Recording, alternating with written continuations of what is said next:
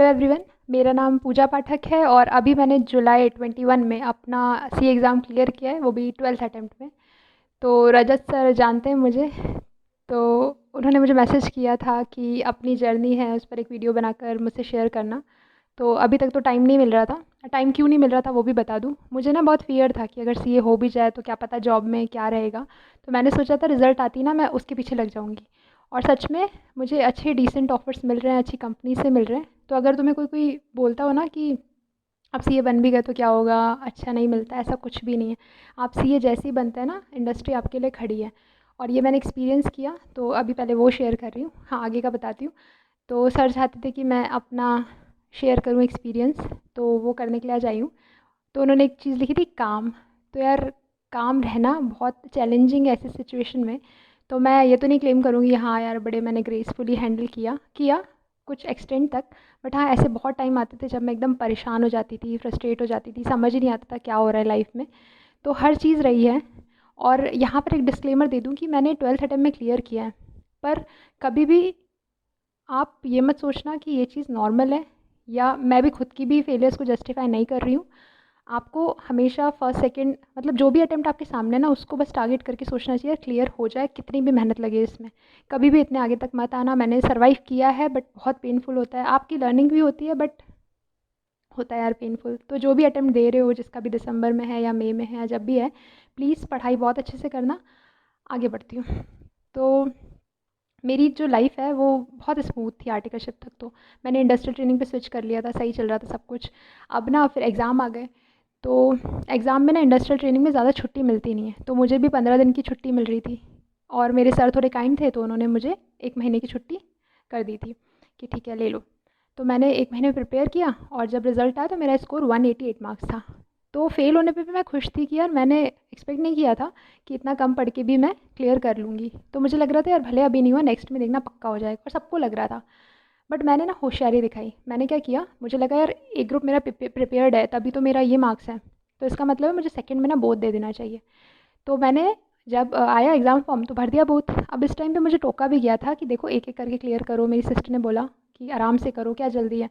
But मेरे दिमाग में था नहीं यार, मेरे को तो अब क्लियर करना है फटाफट। तो मैंने एग्ज़ाम दे दिया और फिर फेल हो गए।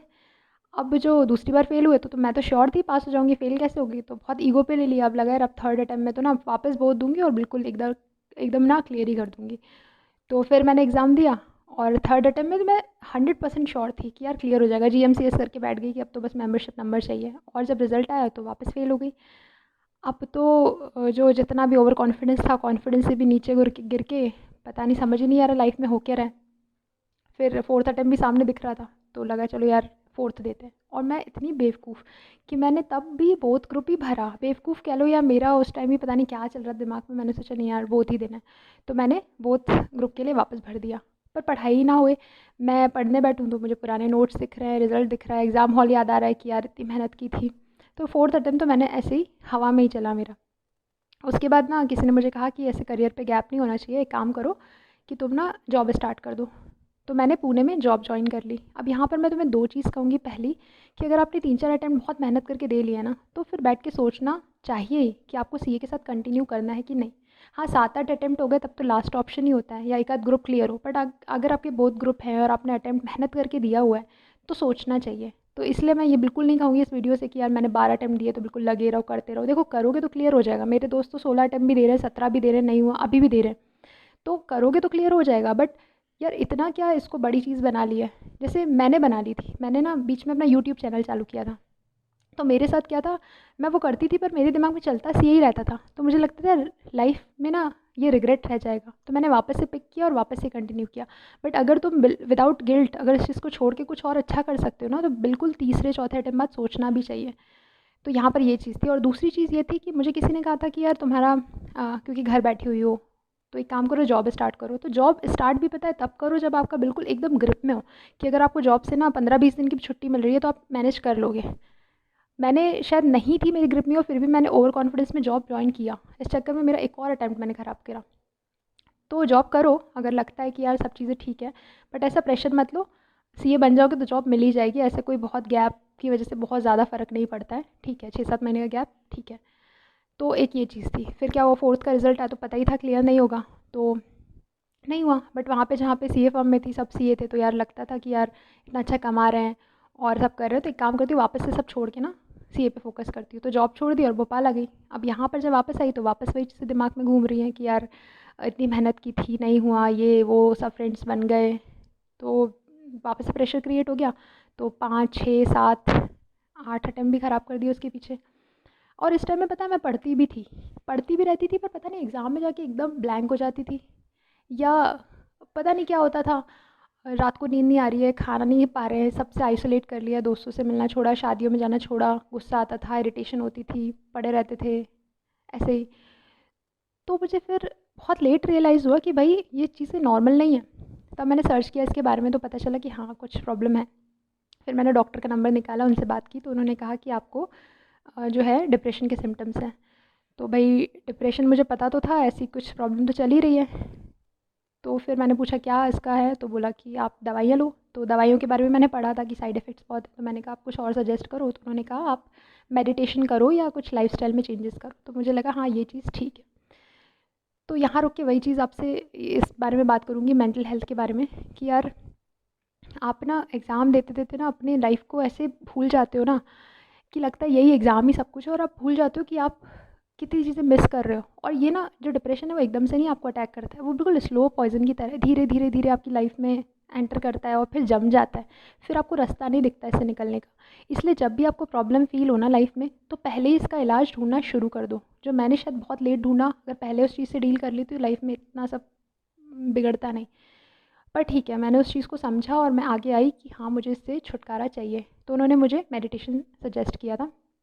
तो मैंने फिर मेडिटेशन में करती थी, बट थोड़ा और स्ट्रॉन्ग दूसरे लेवल पर करना था। तो मैंने मेरे फ्रेंड ने कहा था मुझे विपश्यना के बारे में, तो मैंने विपश्यना की। अब यहाँ विपश्यना के बारे में बताती हूँ कि ज़रूरी नहीं है कि तुम परेशान हो रहे हो तब भी उसको करो। अगर लाइफ सही भी चल रही है ना, तो भी लाइफ में ना एक बार एक्सपीरियंस के लिए ज़रूर जाना, क्योंकि मैंने अपनी लाइफ में बहुत चेंजेस नोटिस किए। मैं तो परेशान थी तो किए, आप नॉर्मल लाइफ में भी उस चीज़ को करोगे तो आप बहुत अच्छा फील करोगे। वहाँ से आई तो मेरी लाइफ काफ़ी चेंज हो गई थी। फिर मैंने 9th अटेम्प्ट दिया, तब मेरा इसका एग्ज़ाम्प्ट हो गया था, और वो अटेम्प्ट मैंने बहुत लाइट होके दिया था। सेम फिर मैंने 10th दिया, बिल्कुल आराम से दिया, मेरा सेकंड ग्रुप क्लियर हुआ। फिर मैंने एक तो पूरा गैप आ गया 2020 का, तब मैंने जॉब भी छोड़ दी थी। फिर मैं बहुत इरिटेट हो रही थी कि यार जॉब नहीं है। फिर वापस खुद को संभाला। फिर जुलाई ये जनवरी 2021 में एग्ज़ाम दिया, ऑप्ट आउट कर लिया था। फिर वहाँ पे क्लियर नहीं हुआ, पर वहाँ पे 189 मार्क्स थे। फिर मुझे लगा यार वाओ, फिर नेक्स्ट में क्लियर हो जाएगा। फिर मुझे याद आया नहीं यार फर्स्ट अटेम्प्ट में याद है ना क्या हुआ था। तो मैंने ना फिर बहुत बैलेंस्ड रखा कि नहीं ठीक है, इससे मुझे अच्छा फील करना है, बट इससे ओवर कॉन्फिडेंस नहीं आना चाहिए। और सेम चीज़ दूसरी थी कि मुझे डर भी बराबर बना के रखना है। जैसे लोग कहते हैं डरो मत, फियर फियर, बट फियर अच्छी चीज़ होती है, क्योंकि ना वो आपकी प्रोडक्टिविटी बढ़ाती है। मेरी तो बढ़ाई थी, क्योंकि मैंने उसका एक अच्छा बैलेंस रखा फिर कि हाँ कॉन्फिडेंट रहूँ बट एक डर भी रहे तो अच्छी बात है। तो जब मैंने जुलाई अटेम्प्ट दिया ना, तो थोड़ा सा डर बना के रखा। हाँ मैं फ्री फील कर रही हूँ, लाइट फील कर रही हूँ, बट एक डर का बैलेंस भी रखा मैंने। इनफैक्ट जब मैं एग्ज़ाम देने जा रही थी तो मम्मी दही खिलाती, तो मैंने बोला यार अब 50 60 बार दही खिला चुकी हूँ। तो उन्होंने खुद कहा था कि इस बार बहुत फ्री दिख रही है एग्ज़ाम देते हुए, हमेशा की तरह नहीं। तो मैंने ऐसे एग्ज़ाम दिया था। इनफैक्ट बताऊँ कि ओल्ड कोर्स का एसएफएम का पेपर अगर सुना हो, कि इस बार बहुत अजीब सा आया हुआ था, जिसके लिए टीचर्स भी कह रहे थे कि अगर वो देते तो शायद नहीं होता। वो पेपर मेरे सामने आया, मुझे पता चल गया था कि ये बिल्कुल अलग है कुछ। पर मैंने ना अपने आप को बहुत कंट्रोल किया, काम किया और उस पेपर को लिखा। मेरे 59 मार्क्स हैं उसमें। तो इसलिए बोल रही हूँ कई बार आपको चीज़ें नहीं भी आती होंगी, बट अगर आप अपने सब सेंसेस को कंट्रोल करके उस पे फ़ोकस करोगे ना, तो वो चीज़ हो जाती है।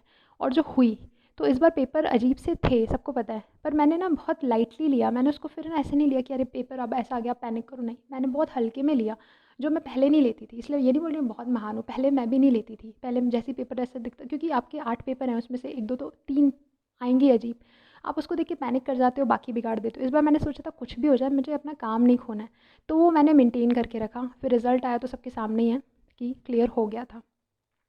तो प्रेटी मच इतना था। अब यहाँ से अगर मैं ये तो स्टोरी थी, बट अगर मेरे को कुछ पॉइंटर्स निकालने हों जो मैं अलग से शेयर करना चाहूँगी, तो पहली बात तो ये जो मैंने मेंशन किया, मेंटल हेल्थ बहुत इंपॉर्टेंट है। हमेशा अपनी प्रॉब्लम्स को अपनी फैमिली, अपने पेरेंट्स से शेयर हमेशा करो। अंदर अंदर रखोगे, घुटोगे, क्योंकि हमसे ना बहुत एक्सपेक्टेशंस होती है, जिसकी वजह से हम एक अपने पे प्रेशर क्रिएट करते हैं। अब वो वो एक्सपेक्टेशन बाहर सोसाइटी से आती है, फैमिली से आती है, खुद के पास्ट परफॉर्मेंसेस से आती है कि यार हम तो टॉपर थे, अभी फेल कैसे हो गए। तो इसकी वजह से ना बहुत स्ट्रेस रहता है। तो हमेशा स्ट्रेस को मैनेज करना सीखो, वरना ये स्ट्रेस आगे बढ़ के ना बहुत प्रॉब्लम्स क्रिएट करता है और तब ना आप डील करना मुश्किल होता है।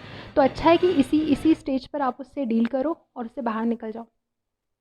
और मेंटल हेल्थ का ये भी कहूँगी कि हमेशा अपनी फैमिली को इन्वॉल्व रखो उसमें, उनसे शेयर करो। ऐसा ना हो कि आप अकेले सफ़र कर रहे हो, आप उनसे बताओ आपको क्या प्रॉब्लम है, वो आपको हेल्प करेंगे। जैसे कि मान लो आपको पढ़ाई में भी कुछ प्रॉब्लम हो रही है, हो सकता है आपके पेरेंट्स सीए ना हो सकता है पढ़े लिखे भी ना हो, बट आप उनसे शेयर कर सकते हो। आप दिन में कुछ टाइम निकालो, उनसे बात करो, बहुत आराम से अच्छा फ़ील होता है, मुझे तो होता था।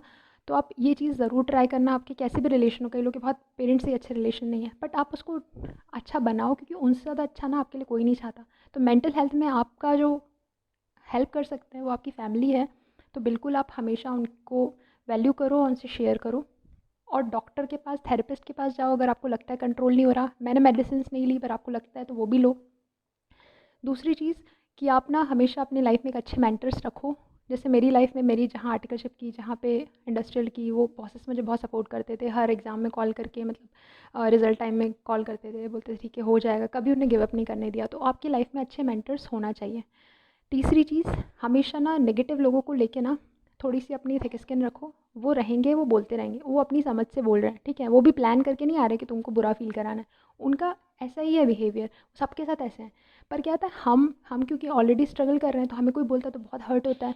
सेम टाइम में अगर मुझे कोई बोलेगा कि तुम बहुत अच्छी हो, तो मैं उसको करूँगी अरे यार ठीक है। पर अगर कोई बोलेगा बुरी हो ना, तो उसको बहुत हम दिल पे लेते हैं, हमारा ऐसे ही है हम। तो हमेशा ना नेगेटिव लोग, क्योंकि यहाँ बहुत मिलेंगे, मुझे भी बहुत मिलते थे, बोलते थे कैलिबर नहीं है, ये नहीं है, वो नहीं है, या नेगेटिव नहीं तो फालतू की राय देंगे कि भाई तुम शादी कर लो, बैंक की प्रिपरेशन करो।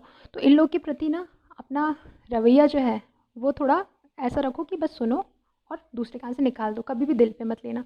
और जो पॉजिटिव लोग हैं उनको हमेशा अपने पास रखो। जैसे हमारी क्या होती है आदत, कि पॉजिटिव लोग जो हमारी लाइफ में होते हैं, कौन होते हैं, पेरेंट्स, फैमिली, तो हम उनको ही सबसे ज़्यादा हर्ट करते हैं, ठीक है। मैंने भी किया है, जैसे गुस्सा आता है, फ्रस्ट्रेशन आप उन पर ही निकालते हो। तो हमेशा उस चीज़ पर ध्यान रखो कि आपका फ्रस्ट्रेशन ट्रांसफ़र ना हो, क्योंकि फ्रस्ट्रेट होने से पहले ही आप उसको शेयर करो उनके साथ, और वो आपको रास्ता दिखाएंगे, आपके साथ चलेंगे, ठीक है। तो हमेशा पॉजिटिव लोग को अपने पास रखो। नेगेटिविटी को दूर तो नहीं कर सकते, क्योंकि वो आपके आसपास ही हैं, उनको भगा नहीं सकते, बट सुन के इग्नोर करो, वो हर जगह हैं, ठीक है। मेंटल हेल्थ हुई, पॉजिटिव लोग हुए या नेगेटिव लोग। और उसके बाद जो एक बहुत इंपॉर्टेंट चीज़ है, हॉबीज़। जैसे मेरी हॉबी थी, मैं वोकल सीखती थी, बट मुझे लगा यार सीए के साथ मैं रियाज़ नहीं कर सकती, तो मैंने उसको ड्रॉप कर दिया था। तो अगर आपकी कोई हॉबी है तो प्लीज़ कंटिन्यू करो। मैंने बिल्कुल गलत किया था, नहीं छोड़ना चाहिए था, जो आज मुझे रियलाइज़ हो रहा है सीए बनने के बाद कि वो वाला रिग्रेट है।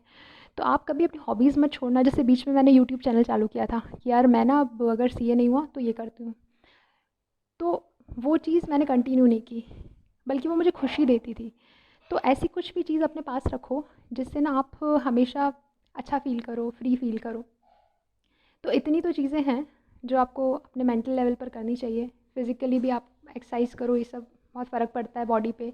अच्छी नींद लो।